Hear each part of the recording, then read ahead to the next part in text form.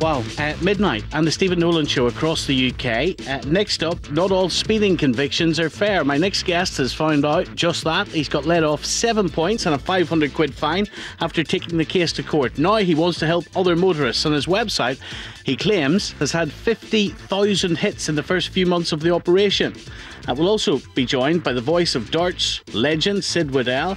And if you were listening last night, you'll remember our round the world jogger, the remarkable Rosie Pope. She's 60, she's been jogging for 3 years. We'll hear her adventures with an axeman, a pack of wolves and a raging river before one. The telephone number tonight, 0500 909 693. The text is 85058. The email, nolan@bbc.co.uk.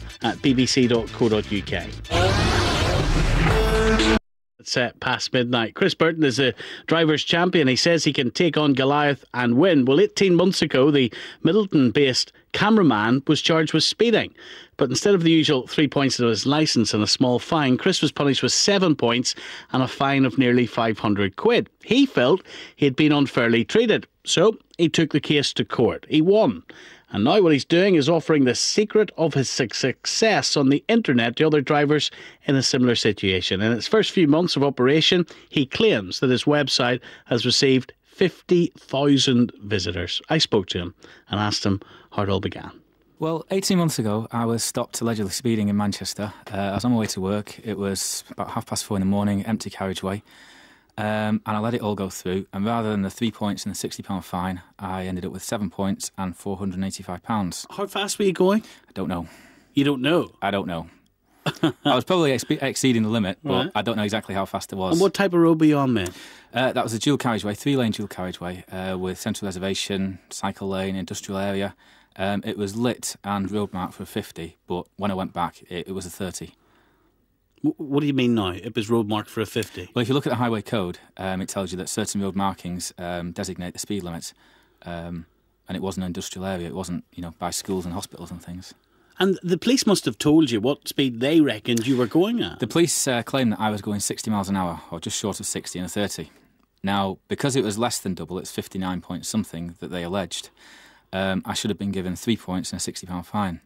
But I wasn't, and the policeman said to me while I sat in his car, I was just dropping off my superior at the police station, so I've got to make a point of doing you. That's what he said to you? That's what he said to me. But surely there is a standard tariff of penalty points. There is, yeah. For the offence that you commit.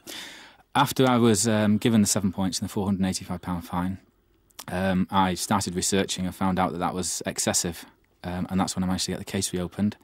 I had 5 court appearances, culminating in a trial where I represented myself, and managed to get it dismissed. Why didn't you just accept the punishment and move on? You were speeding. You were a danger on the road. I didn't like being treated differently. Everyone should be treated equal.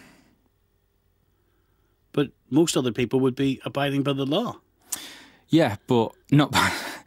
I wasn't going 60 miles an hour. No way. And for him to say to me, I've got to treat you differently, that's wrong. To take on the system, though, it's usually a recipe for disaster, is it not? Because you also chose to represent yourself in court. Now, How did that all work out? Well, I spoke to several specialist lawyers who wanted 4 figures just to even look at it.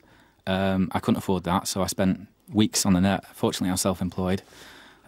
So every spare minute was spent on the net researching my rights and researching what I should do. And what did you start to discover were the rights that you had? Well, even if people are speeding, they're still entitled to submit a defence and mitigating circumstances. And I began to find out slowly that the statement submitted by the policeman was just shoddy. What was shoddy about it? The way it was compiled. For example, he says that he started the VASCAR unit at the arrow with the traffic lights. So when I went back, there were 6 arrows in the road, and depending which one he was referencing, it made a difference of 8 miles per hour.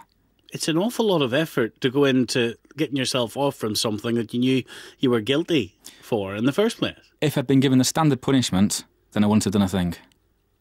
And when you're standing there in court, is it not frightening? It was terrifying, mate. It's worse than this. There's no points at the end of this, pal. But seriously, you're standing there and you're surrounded by all of these guys that do it day in, day out, and you're the amateur. Absolutely, yeah. I wouldn't have the guts for that. It was very David and Goliath, and it wasn't so much the fine, it was the points, because 7 points is more than halfway towards a ban. Did the police fight back in court? They tried. But the quote from the CPS was, "I've not seen this much bloody evidence on a murder trial." So what happened then? What was the outcome of this court case? Well, the magistrate went off and came back about 15 minutes later and said, "Case dismissed." Dismissed? Dismissed. No points, no fine, nothing. Why was it dismissed? Because of the evidence. They couldn't prove what I was travelling at. So you've got off scot-free? I've got off scot-free. And you were speeding? Possibly. What about the guilty part of you now? There's no guilt. If the police had been honest, then I would have taken the 3 points in the rap. This was 5 court appearances. Why did it take so many court appearances? Because the CPS kept losing evidence and forgetting to arrange the policeman to come to court. And it was just a shambles from start to finish. No. It was wasting my time. Of course, what you haven't done, Chris, is just leave it there. I wouldn't like to come up against you, pal, because you would strike me as someone that would keep on going until you got there. Because what have you done then? This website, case dismissed. Well, then .co.uk. Then I decided to start a website because if I've been treated unfairly, there must be other people out there that have been treated unfairly. And I thought, let's share it. So you've set up a website and put what on it? I put all my evidence, photographs, letters, into a PDF document that people can download. And they're doing so? Yeah, they're doing so. It's getting on average 12,000 hits a month. Get away. 12,000 visitors a month. 12,000 visitors. Now, what you're also doing, because you're not doing this just for the love of these people, are you? You're charging, what is it, a tenner a pop? I'm charging a tenner a pop, but there's various dozens of free articles on the site. If they want to get my evidence, I'm charging a tenner a pop to cover the servers because, as you can imagine, the hosting on a site like that is pretty serious. Are you making big money out of it? I'm not making anything. It's covering costs. Really? A tenner a pop, and you claim that 2,000 people have paid you so far? Yeah. 20 grand in just a couple of months? Absolutely, That's good money. And it's costing you that in costs back? It's costing me that to host it. Have the police been in touch with you? Not yet. I suspect possibly after this weekend. They're not going to like this website much. They're not. Have you slowed down? Has what slowed down? You in a car. My speed, absolutely, yeah. I never speed now. I'm a wanted man. You don't speed at all? Nope. All right. Well, look, the lesson here then is that if you're done for speeding, you need to look at the detail and you possibly can defend yourself. If you're done for speeding, there is possibly some little, not necessarily loophole, but you may well have been wrongly accused. You may have been accused of going faster than you were. You'll be winding people up tonight because it is possible that some people might use your service to get themselves, a potentially dangerous driver, off the hook. What would you say to them?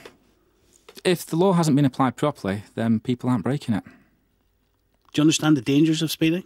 I do, yeah, I do. There's a general feeling amongst the motoring community that discretion and judgment was once used in these situations, but now that's gone. And it's just a money-making machine. And your message to the police? Be honest. And you should really give them a wave because they'll probably be outside making your way home. Thanks a lot, Chris. Thank you. We